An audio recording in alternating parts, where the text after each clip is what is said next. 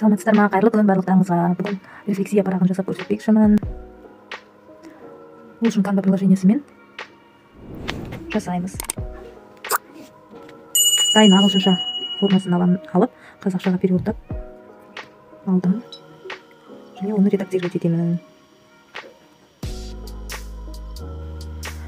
Сүрөт сактап аламыз, ол галереяга түшөдү. Оны ноутбукке жиберип чыгарамыз. Ол бизде JPEG форматында, яғни фото форматында түшөдү. Оны чыгаруу үчүн эч кандай документке айналдырууга кажети жок. Ошондой ноутбуктен ачамыз сүрөттү және повернуть деп 90 градуска аударып аламыз. Одан кийин печать дегенге барып, параметры страницы деген жерден форматын А4 форматына коюп аламыз. 12:7 дегенди 0-ге келтирип аламыз бәрин. Солай печатка жиберемиз. Печатка жибергенде бул А4 форматында бир бетке 2 рефлексия парагы чыгады. Оны чыгарып, ортасынан кыйып, окуучуларга таратып беребиз.